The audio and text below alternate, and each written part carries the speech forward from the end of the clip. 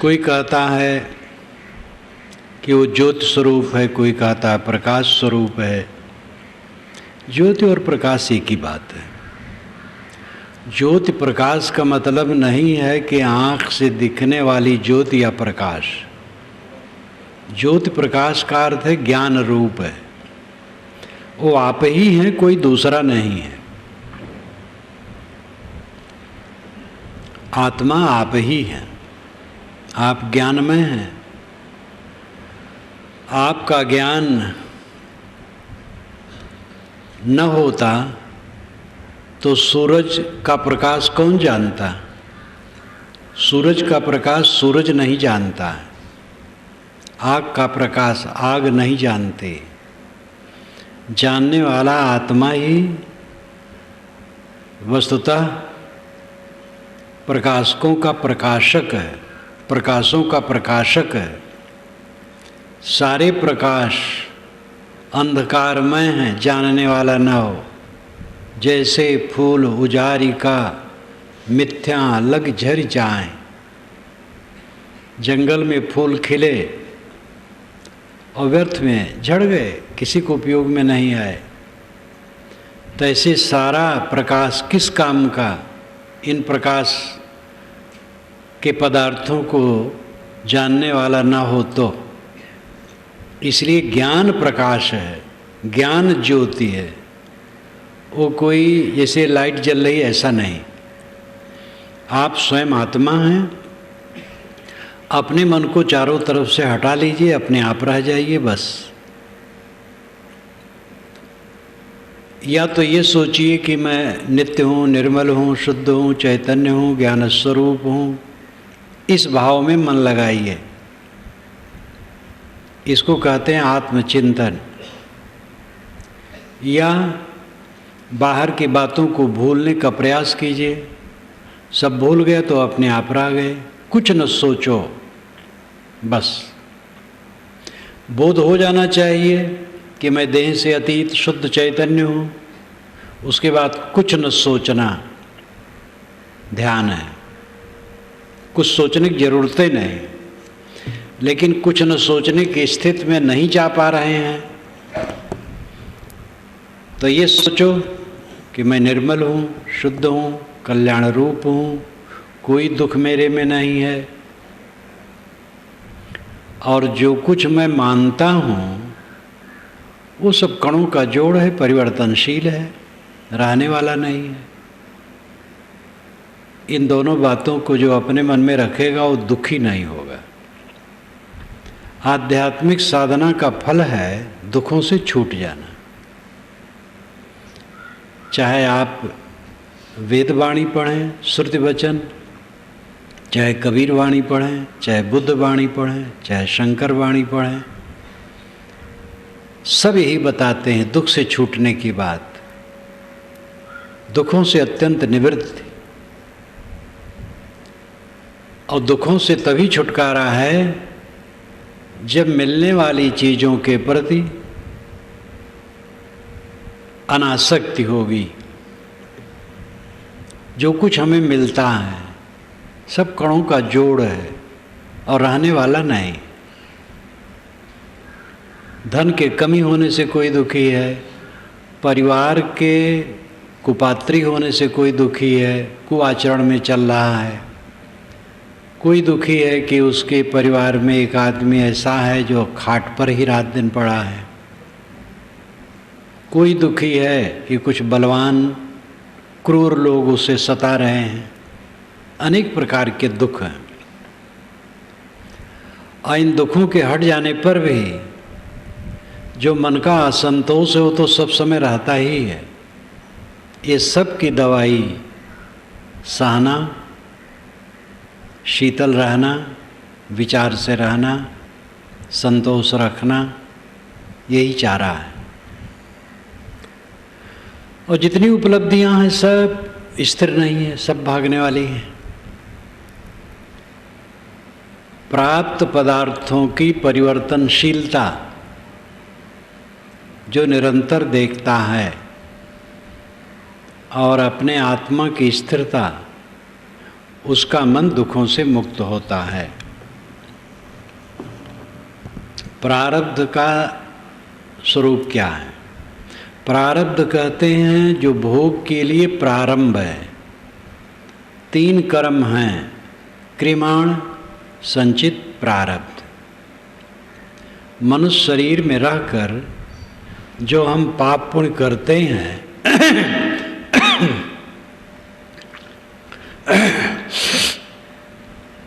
इसको क्रियमाण कहा जाता है। राग पूर्वक, मोह पूर्वक पाप करते हैं, पुण्य करते हैं।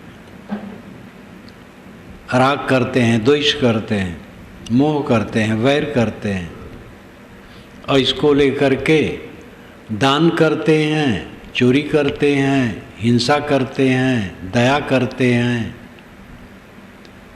अच्छा और बुरा दोनों प्रकार का जो करते हैं, ये क्रियमाण कर्म है। क्रियमाण का मतलब है वर्तमान में जो कुछ किया जाए। संचित का अर्थ है कि किए हुए कर्मों का संग्रह हो जाना, इकट्ठा हो जाना। प्रारब्ध का अर्थ है जो भोग के लिए उपस्थित हो। जैसे किसान खेत जोतता है, बीज डालता है, निदाई करता है, ब्यासी करता है, पानी डालता है, खाद डालता है, ये क्रियमाण कर्म है। और जब अन्न हो गया, चावल हो गया, धान हो गया, कूट करके एक बखारी में भर लिया, बाकी बड़ी बखारी में धान डाल दिया, तो जो कूट करके रखा वो प्रारब्ध है, अब वो खा रहा। और जो अलग रखा है धान, वो संचित है।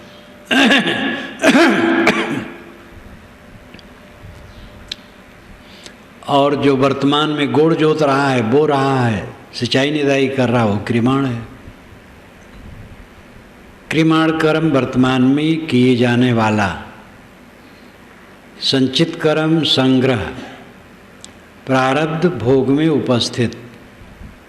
मनुष्य शरीर की रचना जब होती है, पहले प्रारब्ध बनता है, तब शरीर बनता है। प्रारब्ध पहले बना, पीछे बना शरीर।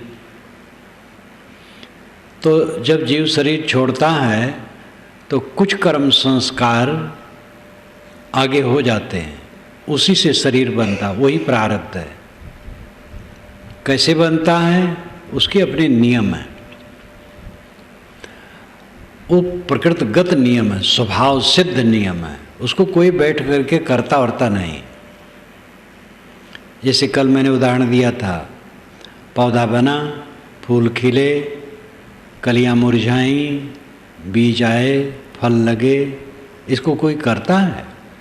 बीज, वृक्ष, ऋतु, पानी, हवा, प्रकाश, ये सब के नियमों से वो खुद होता है। यही विवेक की बात है। तो शरीर में जो सुख दुख हैं, खास शरीर का गढ़न,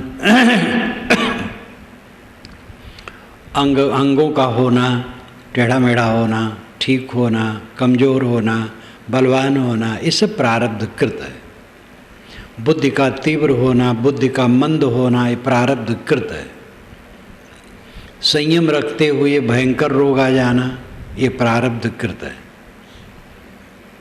बहुत से रोग तो असंयम से होते हैं, लेकिन ऐसे भी रोग होते हैं कि संयम करते करते हो जाते हैं, उसको हम प्रारब्ध कहते हैं।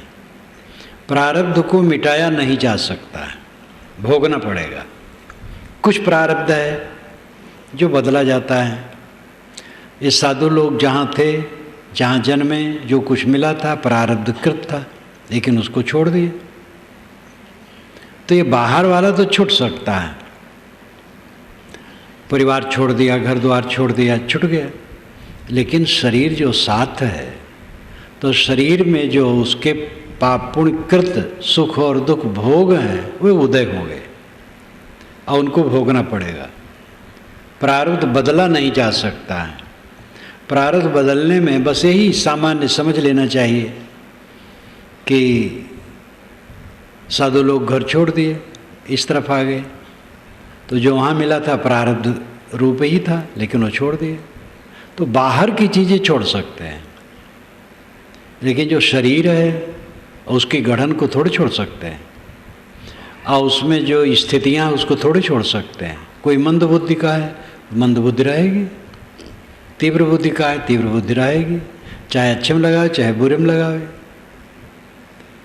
तो प्रारब्ध प्रायः भोगना पड़ता। प्रारब्ध पहले से जानने में नहीं आता है। भयंकर रोग आ गया है, कब ख़त्म हो जाए कुछ पता नहीं, ख़त्म भी हो जाता है। और स्वस्थ आदमी बैठा है, अब भूल उल्टित हो जाता है, लकवा हो जाता है तुरंत। तो ये प्रारब्ध ऐसा है, हो जाता है। प्रारब्ध की चिंता छोड़ दे, पुरुषार्थ करे, वर्तमान में अच्छे कर्मों से चले बस।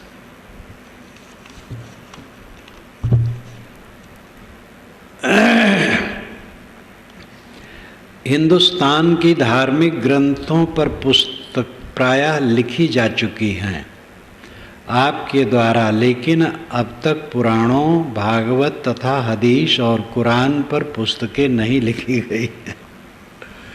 क्या आप इन पर पुस्तक लिखने की कृपा करेंगे? अब शरीर बुढ़ा गया है, कितना लिखता रहूँगा। निमंत्रण तो खूब आते हैं, ऐसे ऐसे निमंत्रण आते हैं। एक पंडित तो हमारे पीछे पड़ा है 2-3 वर्षों से श्रीमद् भागवत पर लिखने के लिए, लेकिन मैं बिल्कुल नहीं सोचता हूँ इतना बड़ा बड़ा काम अब इस उम्र में करना ठीक नहीं। और कितने कहते महाभारत पर लिख दीजिए, वो तो और बहुत बड़ा है। कौटिल्य अर्थशास्त्रम पर लिखने के लोग मुझे कहते हैं। योग दर्शन एक शास्त्र पर मैंने भाष्य लिखा है, 5 शास्त्रों पर भाष्य लिखने के लोग कहते हैं। सभी पुराणों पर लिख दीजिए, एक ही ग्रंथ में सब पुराणों की समीक्षा हो जाएगी। ये सब करने का हिम्मत नहीं।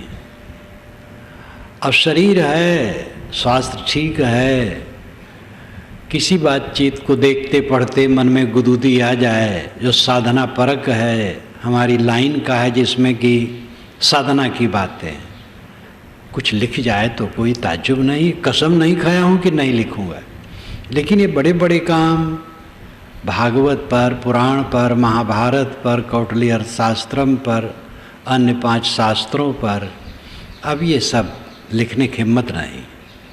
और लोग आएंगे, लिखेंगे, पढ़ेंगे, केवल मैं ही ठेकेदार थोड़े में लिखा करूँ कुल।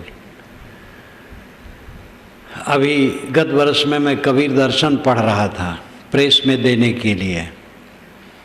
उसका अक्षर महीन हो गया था जरा, 12 पॉइंट का, अब 13 पॉइंट में करवाया गया है। तो उसका संदर्भ देखते देखते विवेक चूड़ामणि के मंत्रों से मिलाने के लिए विवेक चूड़ामणि उठाया, मिलाया, मेज पर रख लिया। विवेक चूड़ामणि कई बार पढ़ा हूँ। मन में हुआ कि वैराग प्रधान ग्रंथ है, आत्मज्ञान प्रधान ग्रंथ है। तो ये विचार होने लगा कि तथागत बुद्ध क्या कहते हैं। लिखा जा चुका है, उसके संस्करण भी कई हो गए हैं। तो स्वामी शंकर क्या कहते हैं, ये भी बहुत रोचक होगा। धम्मपदम में तो सारे मंत्रों को मैंने लिखा। स्वामी जी के कुछ मंत्र ऐसे हैं जो भावना प्रधान है, उसको लिख करके फिर वहाँ खंडन करना अच्छा नहीं। तो उनके जो ज्ञान वैराग परक मंत्र हैं उन पर लिखा जाए तो 400-450 मंत्रों पर हो सकते हैं, जो बहुत महत्वपूर्ण है। ऐसा मेरे मन में विचार उठने लगा। और उनकी काव्य शक्ति, प्रांजलता, उनकी वाणी में जो प्रसाद गुण है, कहने की सरल शैली, और सब कुछ बड़ा अद्भुत और प्रशंसनीय है। ज्ञान वैराग के प्रसंग बड़े सुंदर हैं। कुछ उनकी मान्यताएं हैं जो विचारणीय हैं, उन मंत्रों को छोड़ दिया जा सकता और उन पर परिशिष्ट में विचार कर लिया जा सकता है, किंतु जो काम की चीज़ें वही बहुत हैं। तो मेरे मन में हुआ काम बहुत रहा, अभी फुर्सत मिली तो 9 मंत्रों पर भाष्य लिखा।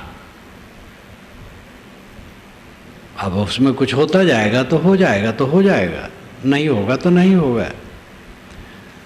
बुद्ध क्या कहते हैं तो शंकर क्या कहते हैं, ये बात लिखी जाए तो बहुत बढ़िया पुस्तक साधकों के लिए होगी।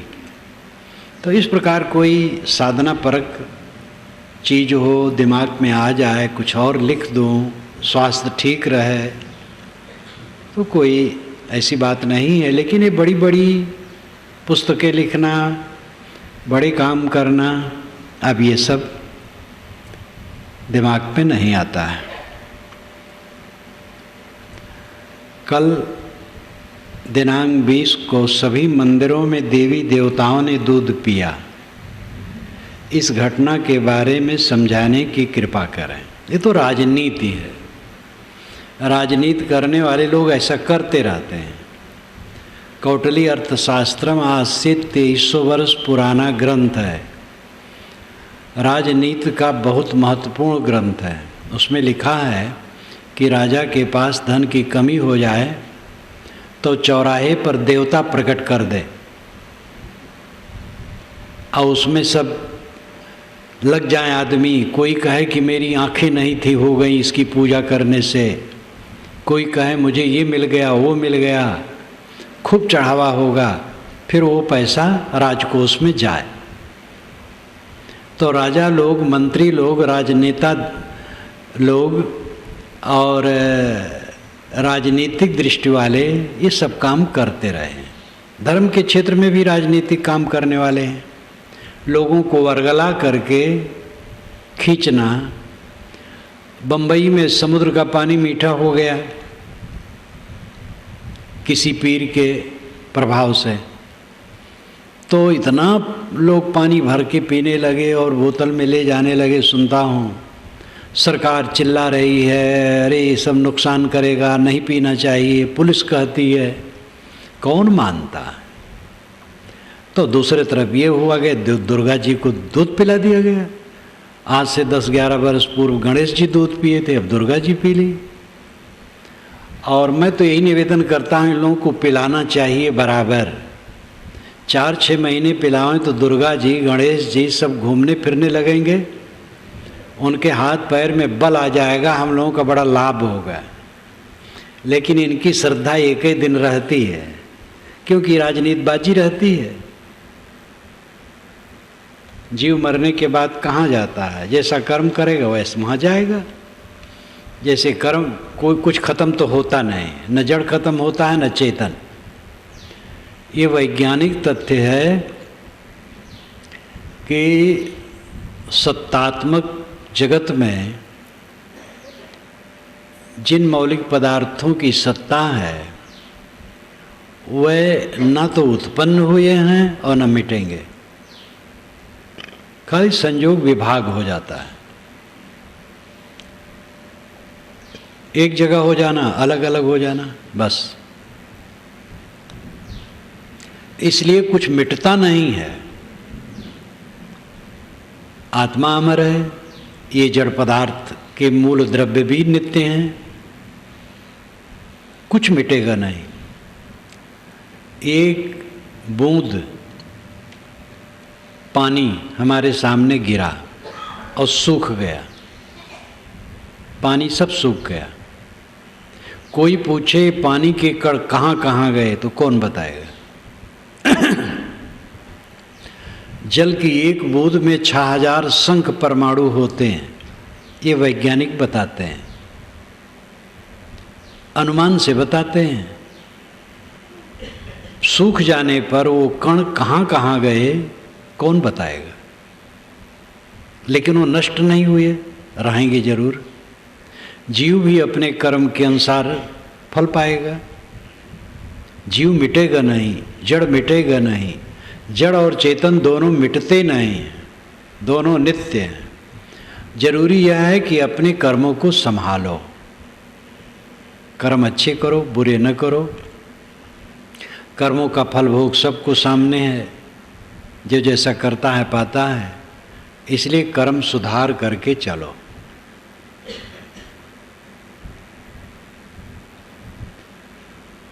संकल्पों एवं स्मरणों को तो कुछ जानता हूँ, किंतु तंद्रा क्या है नहीं समझ पाता हूँ।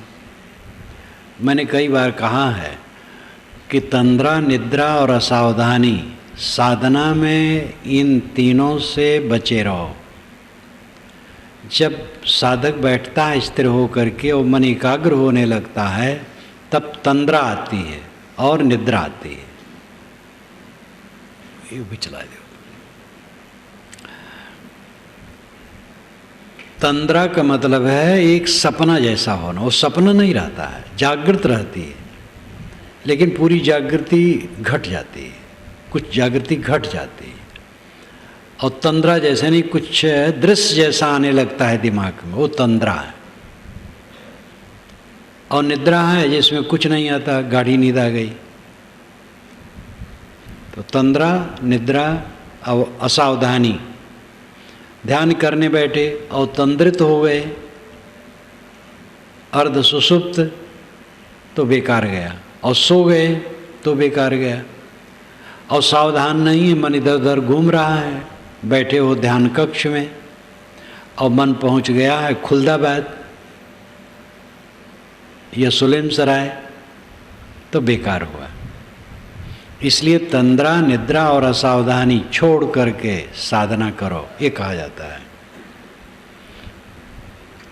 यदि साधक जीवन मुक्त स्थिति की तरफ चलता है और 80% उसने जीवन मुक्त स्थिति का लाभ ले लिया, 20 बाकी रहा, तो आगे उसकी क्या दशा होगी? शरीर छूट गया तो आगे वो काम करेगा। जो तेजवान आप देखते हैं जीवन में, ऐसे ऐसे साधकों को कि थोड़ी उम्र में वे विरक्त हो गए और बड़ी जल्दी जल्दी वे आत्मस्वश हो गए। इसका कारण क्या है? ये पहले जन्म के दिव्य संस्कारी जीव हैं, जो इस जीवन में क्रम पूर्वक साधना करने को उनको ज़्यादा नहीं पड़ा, बहुत जल्दी जल्दी मन सुबस हो गया। तो जो आज साधना में रहेगा और काम पूरा नहीं हुआ, तो आगे जन्म में बहुत सरलता से वो कर लेगा। कोई पढ़ा लिखा आदमी सो जाए तो जाग करके विद्वान ही रहेगा, अनपढ़ आदमी सो करके जागेगा तो अनपढ़ रहेगा। मृत्यु एक सो जाने की तरह है। जो संस्कार रहेंगे वो आगे आएंगे। इसीलिए कहा गया है, भक्ति बीज पलटे नहीं, जो जुग जाए अनंत, ऊंच नीच घर अवतरे होए संत का संत। भक्ति बीज पलटता नहीं है, चाहे अनंत युग बीत जाए। ऊंच नीच किसी घर में जन्मे, धनी घर में, गरीब घर में, उपेक्षित घर में, सम्मानित घर में। एक है गांव के किनारे एक घर उपेक्षित है, गरीब है, लोक दृष्टि भी मान रखे हैं छोटी जाति का है। जाति वो तो सब बेकार है, जाति एक है, मनुष्य जाति, लेकिन ऐसा मान रखे हैं और वहीं संत पैदा हो जाता है। रविदास जी महाराज जूता टाँकते थे, जो महान संत हो गए। कई बार आप देखते हैं सड़क के किनारे कूड़ेदान में फूल खिला है,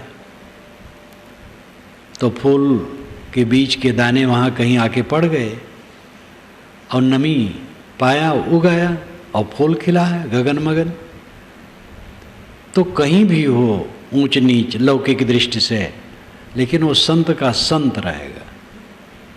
इसलिए अगर अवशेष है संस्कार तो आगे जन्म में वो पूरा करेगा। धार्मिक मान्यता है कि धर्म करने से धन बढ़ता है और साधना करने से मोक्ष मिलता है। लेकिन ऐसे कितने लोग हैं, देखा गया कि वे धर्म इतना किए कि अपना सब धन धर्म में लगा दिए और दरिद्र हो गए और धन नहीं बढ़ा। ये प्रश्न है। जब आप खेत में बीज डालेंगे तो तुरंत फसल हो जाएगी? फसल के लिए तो महीनों प्रतीक्षा करनी पड़ेगी। दान कर दिए, जब सब दान आप कर देंगे तो परेशानी तो आ ही जाएगी, लेकिन शुभ कर्म का परिणाम तो सुबह होगा। और ऐसा कोई हो सकता है? दान करने तो जेब से निकलना बहुत मुश्किल होता है। कौन ऐसा है कि कुल दान कर दे और अपनी व्यवस्था ही बिगाड़ दे? ऐसे पूंजीपति, ऐसे धनी है कि पैसा है नहीं, बांध करके रखते हैं, एक पैसा निकलने न पाए। ऐसा कौन भोला होगा कि अपना सारा धन दान कर दे और अपना गरीब हो जाए? लेकिन अगर ऐसा कोई करता है तो ये भी असावधानी है। अपना खाए, लोगों को खिलावे, अपने पास है, दान पुण्य करे, लेकिन विवेक से करे। ऐसा नहीं करना चाहिए कि बस सब कुछ खत्म कर दे और आधार ही खत्म कर दे, सब खेत दान कर दे, मकान दान कर दे, रुपए पैसा दान कर दे और बाल बच्चों को लेके सड़क में आ जाए। ये कोई समझदारी है?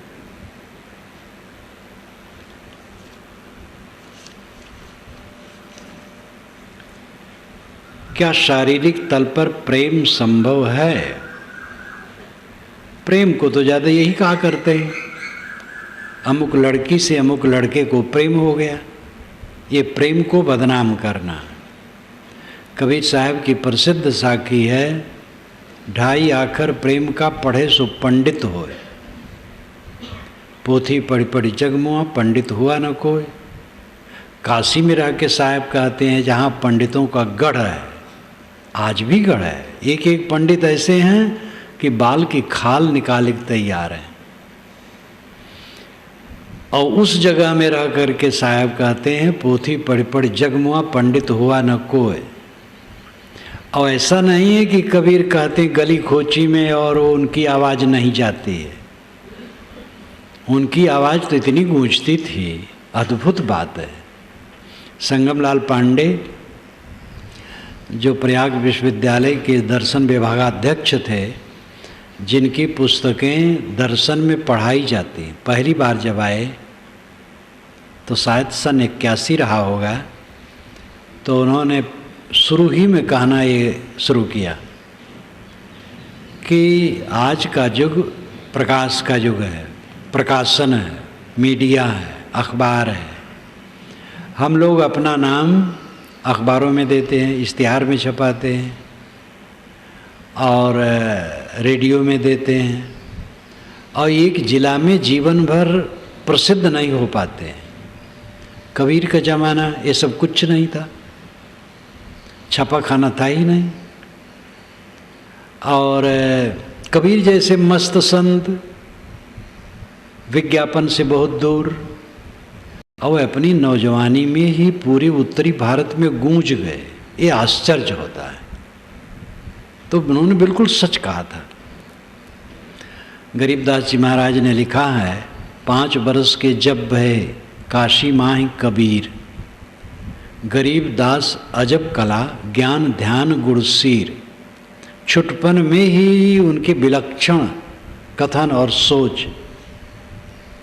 तो कबीर जो कहते थे उस सब में गूंजता था। पंडितों के बीच में उन्होंने कहा, पोथी पढ़ पढ़ जगमुआ पंडित हुआ न कोई, ढाई आखर प्रेम का पढ़े सो पंडित होए। ये पंडित हैं, इतनी भी समझ नहीं रखते हैं कि जैसे हमारे हाथ में चाम लपेटा है, दूसरे के लपेटा है। दूसरे के शरीर में जो कुछ है मेरे शरीर में है, दूसरे का आत्मा मेरा आत्मा एक समान, इतना नहीं समझ पाते तो कौन पंडित है? बड़ी सरल बात है। इसका उत्तर भी पंडित के पास नहीं है। साहब कहते हैं जो प्रेम पढ़े वो पंडित है। तो ये प्रेम लड़की लड़का का प्रेम नहीं है, ये प्रेम शुद्ध मानवता का है। दूसरे का ख्याल रखना प्रेम है। प्रेम व्यापक है। जो दूसरे का ख्याल रखे वो प्रेमी है। किसी को तकलीफ देने का न सोचे, इतना मात्र करे कि किसी को तकलीफ देने का न सोचे, तो सब की व्यवस्था हो जाएगी। हम तो ऐसे क्रूर हैं कि अपना स्वार्थ सिद्ध हो चाहे दूसरा जहन्नुम में जाए। किसी लड़का से किसी लड़की से मोहब्बत हो गई, ये प्रेम नहीं है, ये दैहिक मोह है। प्रेम है प्राणी मात्र के प्रति सद्भाव, किसी को तकलीफ देने की भावना न होना, ध्यान सबका रखना, चलते फिरते खाते पीते काम धंधा करते बात व्यवहार करते ये ध्यान रखना कि मेरे द्वारा किसी की क्षति न हो, ये शुद्ध प्रेम है। जिसका मन निर्मल है, क्या वह घृणा उपेक्षा की दृष्टि अपने पास रख सकता है? घृणा और उपेक्षा दो शब्द का प्रयोग एक साथ जो किया गया ये गलत है। जिसका मन निर्मल है उसके मन में घृणा नहीं होती है, उपेक्षा तो होती है। उपेक्षा तो जरूरत है, उपेक्षा तो एक साधना। योग दर्शन में पहले पाद में ही 33वां सूत्र है, मैत्री मुदिता करुणा उपेक्षाणाम सुख दुख पुण्या पुण्य विषयाणाम भावनातः चित्त प्रसादनम। मैत्री करुणा मुदिता उपेक्षा, सुख दुख पुण्य और अपुण्य के प्रति भावना करने से चित्त शुद्ध होता है। यहाँ भाववाचक क्रिया है, भाववाचक संज्ञा है, लेकिन ये व्यक्तिवाचक के लिए है। जैसे सुख दुख पुण्य अपुण्य ये भाववाचक संज्ञा है, परंतु यहाँ अर्थ है सुखी दुखी और पापी और पुण्यात्मा के प्रति मैत्री करुणा मुदिता उपेक्षा करने से चित्त शुद्ध होता है। कोई सुखी आदमी है तो उसको देख करके उससे मैत्री करने से मन में ईर्ष्या नहीं होती। हमसे अच्छा मकान उसका है, अच्छा परिवार है, अच्छा पैसा है, अच्छी बुद्धि है, अच्छी प्रतिष्ठा है, तो उससे मैत्री भाव रखने से ईर्ष्या नहीं होगी। नहीं तो ईर्ष्या होगी। तो सुखियों को देख करके सुखियों से मैत्री भाव रखना चाहिए। ये मन की निर्मलता के लिए आवश्यक बताया गया। करुणा, दुखियों को देख करके, कोई दुखी है तो करुणा करना चाहिए। अगर दुखी है कोई और हम करुणा करते हैं तो घमंड नहीं होगा, घृणा नहीं होगी। अब कोई दुखी आदमी है, करुणा नहीं है, तो उसको देख करके उससे घृणा होगी और अपने में घमंड होगा। इसलिए दुखियों को देख करके करुणा होनी चाहिए। करुणा होने से आदमी कुछ न कुछ सेवा करता है, नहीं सेवा कर पाता है तो घृणा तो नहीं करता है। पुण्य, कोई पुण्यवान है, सत्कर्मी है, शुभ मार्ग में चलता है, सद्गुण संपन्न है, तो मुदिता, उसको देख करके प्रसन्न होना चाहिए। शुभगुण संपन्न व्यक्तियों को देख करके प्रसन्न होना चाहिए। प्रसन्न होने से असूया दोष अपने में नहीं आएगा। असूया एक दोष है, गुणों में दोष खोजना।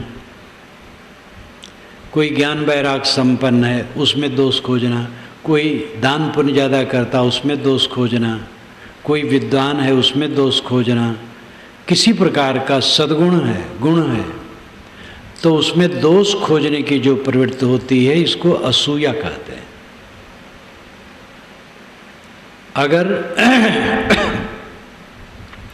सुखियों से हम प्रसन्न रहते हैं, सुखियों को देख करके हमारे मन में प्रसन्नता होती है, तो हमारे मन में असूया नहीं आएगी। उसके सद्गुणों, पुण्यात्माओं को देख करके, ज्ञानियों को देख करके, अच्छी रहने वालों को देख करके अगर प्रसन्नता है तो उसके प्रति हमारे मन में दोष खोजने की बुद्धि नहीं होगी। और जो पाप आत्मा है उनसे उपेक्षा, जो कमर कसे हैं बुराई करने के लिए और समझाने बुझाने पर भी वो रास्ते में नहीं आ सकते हैं, ऐसे पतित लोगों से उपेक्षा करनी चाहिए। उपेक्षा का मतलब है न मोह न बैर न चर्चा, चुप शांत। ऐसे लोगों से प्रेम करोगे तो उनकी बुराई आएगी, द्वेष करना तो बुरा ही है। इसलिए जो दुर्जन स्वभाव के हैं और जानबूझ करके कमर कसे हैं उल्टा चलने के लिए, उनकी चर्चा तक न करो, उनको सोचो न, वो जैसे हैं तैसे हैं, उपेक्षा कर दो। उपेक्षा का मतलब है ध्यान ही न देना। तो उपेक्षा एक सद्गुण है।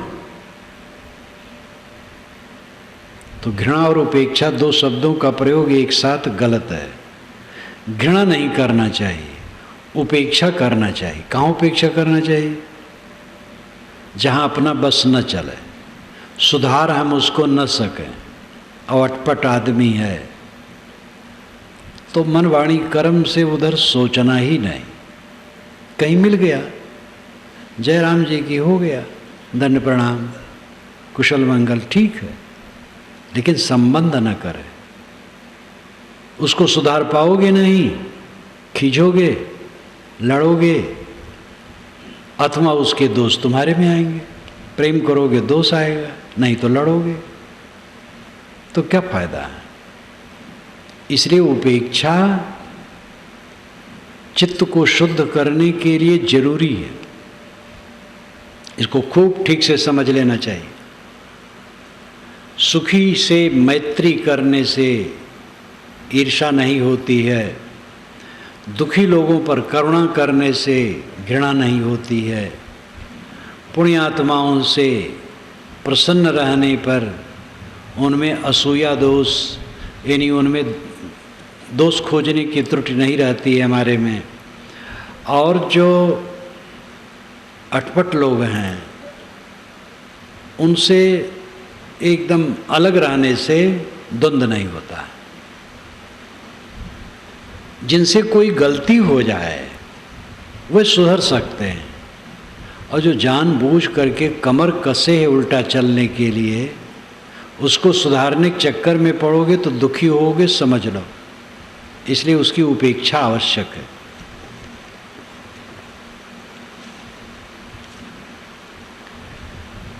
देहधारियों की उम्र का निर्धारण कौन करता है? कोई नहीं करता।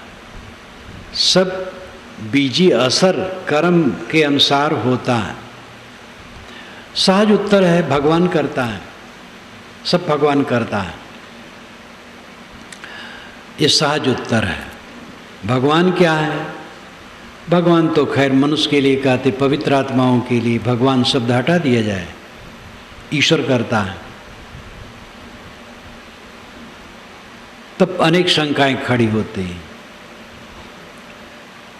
ईश्वर एक व्यक्ति है, वो जान जान के करता है, तो ये व्यवस्था कैसे कर पाएगा? 1 एकड़ खेत में किसान ने गेहूं बोया, एक एक दाना फोड़ फोड़ करके उसको अंकुरित करना हो तो नहीं कर पाएगा। लेकिन मिट्टी, पानी, हवा, प्रकाश, बीज, खाद, सारी योग्यताओं के संपादित होने पर करोड़ों करोड़ों एकड़ खेत के बीज एक साथ उग जाएंगे। क्योंकि नियम से वहां उगता है।